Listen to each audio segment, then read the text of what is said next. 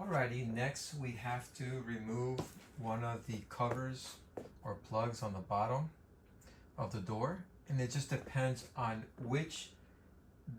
how you're gonna open it. Is it gonna be opening towards the left side or the right side, or if you have two doors, you have to have one left and one right, so you have to decide which one of the lower brackets you're gonna remove. Now, first up is we have to remove this screw off this. Let's go ahead and do that. And believe it or not, I think they had a little glue to this. It's kind of hard to remove. Now the reason why we need to remove this, just so you know, is that this rolling pin goes on the bottom and it's actually a hinge. So wherever your door is going to hinge on the bottom, you need to add this. I am going to provide the link to this bifolding kit that I purchased because I noticed that other ones work a little differently. So in order for me to allow you to replicate this, I'm just going to link to that. I'm not affiliated with anything. I'm not going to make any money. It's just to help you guys out. So let's go ahead and remove that. And the way I've done it is I've screwed this in.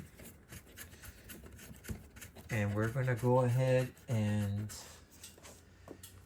try the hammer first. Let's see if that's going to work out. It may not work out. I may have to pry it a little bit. This is the bottom of the door. That's the good thing. You're all the way to tippy top and the bottom, so it's not really as noticeable. So let's see if it's going to pop out. Sometimes they pop out easy. Sometimes they don't. Just depends on how much glue they use from the factory.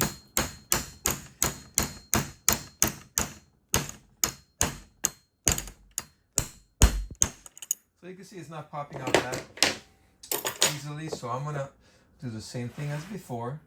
I'm just gonna go ahead and just work my way. Now this is the inside of the closet, so I'm working from here and around this way, and this part's covered. So even if I mar this up a little bit trying to remove this cover, at least it's on the inside and it's all the way on the bottom, so you won't see it as much or at all actually, unless you're gonna go to the level of an ant. You probably won't see this. So I'm gonna go ahead and try to work this out. Let's see.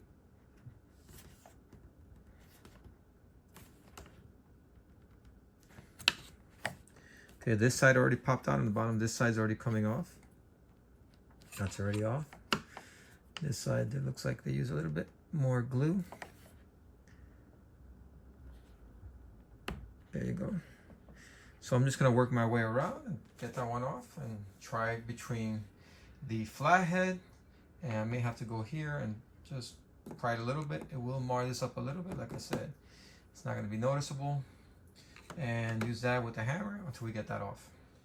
You know how it is, guys. Usually the last one is always the hardest one. And this is it.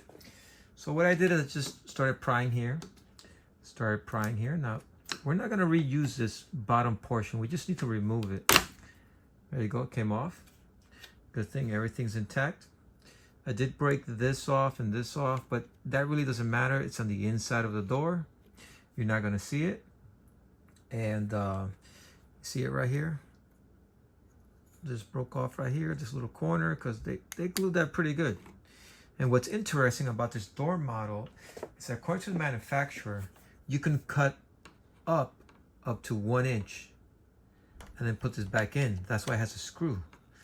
But my question is that if that's the case, that we can take this off to cut up to 1 inch, because if you go beyond 1 inch, there's some reinforcement in there, then why is this glued in? So I think this might be a manufacturing issue where they were gluing all the corners, all these in place, because these should not be glued in. If you're supposed to take these off, cut this 1 inch, and then put this back on and screw it back on, why would they glue it that much? So it might be the manufacturer, but in any case, we got it off and we're good to go. All right, we're back to the bottom plate, which is the pivot point of the doors. Started thinking about it, how we can do something a little bit better. I mean, we can do the bushing wedged on the bottom, but knowing myself, I'm like, you know what, there has to be a better way. Maybe it'll take a little bit more time, which is this method right here. And all we're gonna do is basically not use this bushing. And we're just gonna drill a hole this size in here so we could just stick this in there. The bottom plate. Now, I did this one already. Basically, when you drill a hole, you're gonna see that this is gonna be too thin or narrow to stay in place, so it's just gonna be removed.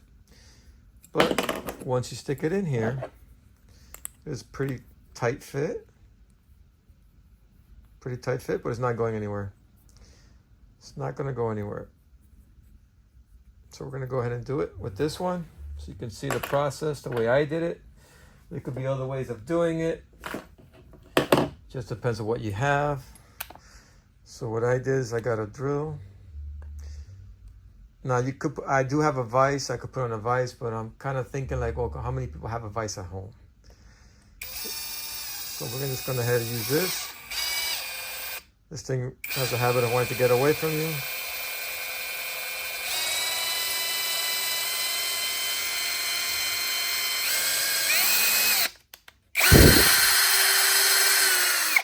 So that's one drill. Fortunately, I have more than one drill, believe it or not. I have several drills, so here's the next step up. And like I said, depending on your doors, you have to see how thick that is.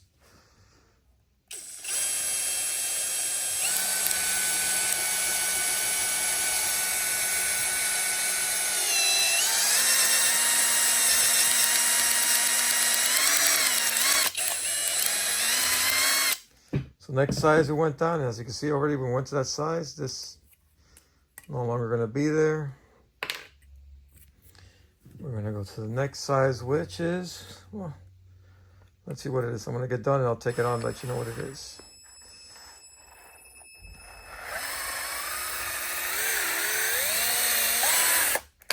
There you go. That went through. Now let's just see if this fits in there. And it's a little too tight, so let's go ahead and just try to drill it out a little bit more.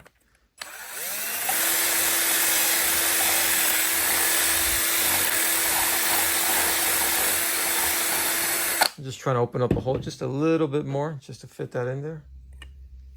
And right there. It's nice and snug. So we could focus in there a little better. So it is nice and snug. Once we clean that out, fits perfectly in there. It's gonna pivot perfectly. And you're gonna have the screw on the bottom to hold it in place, even though it doesn't have the glue. I don't think this should have had glue from factory, because this is designed to remove, to put that on. So not sure where the factory did it, but in any case, we got the job done. And you're ready to go on to the next step. We have now the upper brackets, the one that has some wheels and they pivot. This is probably going to be the same process if you have one that does not pivot. But now you're going to understand why we had to flush cut this right here with the oscillating tool. If you have a drummer, you could probably do it the same way. You could probably use a utility knife, but it'll take you a lot longer. If you have some power tools, it's always very helpful to use those. Now, we're going to position this, and you want this to be flush here, and you also want to leave a little bit of a reveal here. So it's always good to leave a tiny reveal. How small a reveal? The way I do it is I just lay it on here, and I make sure that when my fingernail hits that there's a little bit of an area there on both sides, and I just eyeball it. This is not, doesn't have to come out extremely perfect. As long as you don't do something like this, then that would be not good. And what I do is I just get a clamp, any bar clamp you have, and you're just gonna tighten it down. Always check your reveal. Make sure you have a little bit of a, get the other side. Now this is extremely important that you do it like this and you clamp both sides. You want to make sure that this does not move, because this is going to be your guide. Okay, here's the next phase. Now I go ahead and mark the center of this one as well, just to give me an idea where I'm going to start screwing in. Now, when you're working on these doors, I have stuff on top of the doors, but I have cardboard. The cardboard came in, I have my drills or anything. So if you ever see me laying something on top of the door, I would not lay anything on top of the door. I will lay something on top of the cardboard before you do that, so you won't damage it. This is vinyl, and if you scratch it, it's not like wood where you can, you know, retouch it up real quickly. The basic principle behind this, what you want to get this one, is that you don't want to have to paint it. So just be careful when you're laying any tools on the doors, and try to, you know, protect them as much as you can. So I'm going to start off with a 3/16. I start off with this one because it has a very fine point. I know it's for wood, but it eats through this like butter. I'm just going to present it right there where I did my mark. Now, important is that you hold the drill as straight as possible. You want the hole to go in straight, and let's get started.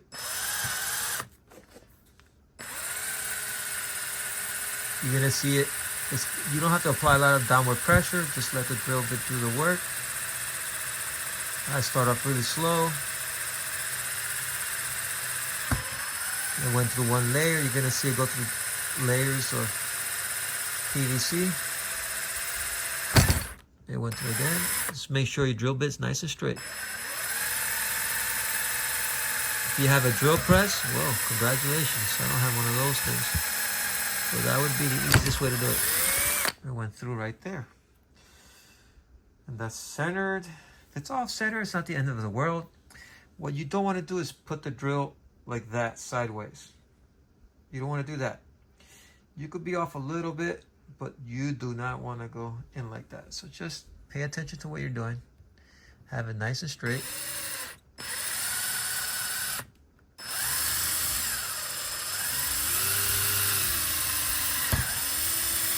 And you'll see it will start cutting through there.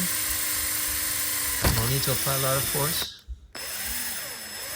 Just look at your drill bit, make sure it's, there you go, one more.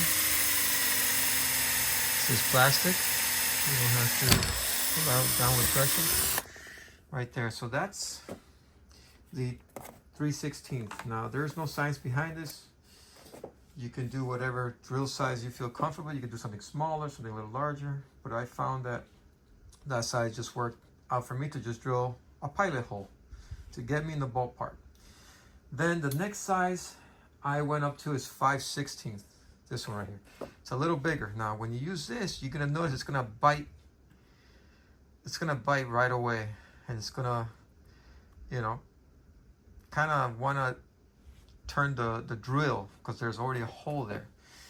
So you just want to hold it nice and steady with two hands, and just see it already drilled through. You see that?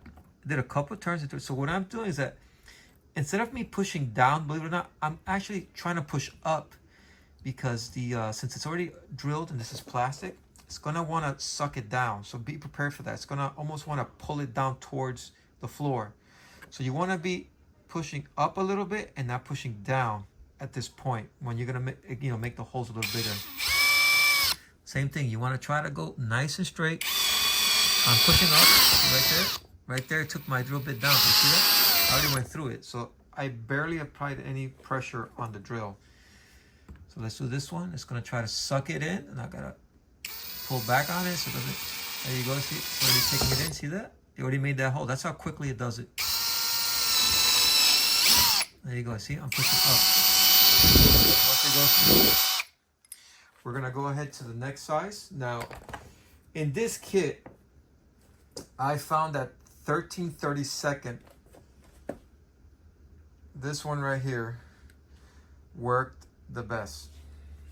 It perfectly matches this. It's like a little bit of play there, but for the bolt that's gonna go through is perfect. So with this one, you wanna make sure you go nice and straight. This is what's gonna make the hole on the bottom nice and straight. So if you went a little crooked and you're a little nervous, don't worry. This one is not gonna move that much here because this is steel. So you're not gonna be able to, you know, get this that wrong. But like I said, always try to insert it nice and straight. If you feel too much resistance and too much of the bit is grabbing onto the metals because you have it, you know, crooked, it's not straight. So let's go ahead. I'm going nice and slow. See, I already went through that first layer, second layer, third layer, and it went all the way through. Nice and easy. It went all the way through. Let's do the other hole. I already went through one layer, see, it's really quick. Went through it, see that? So we went through all the layers there. Next up, what I like to do at this point is I like to get my vacuum, just vacuum all the shavings off, and then we'll go proceed to the next step.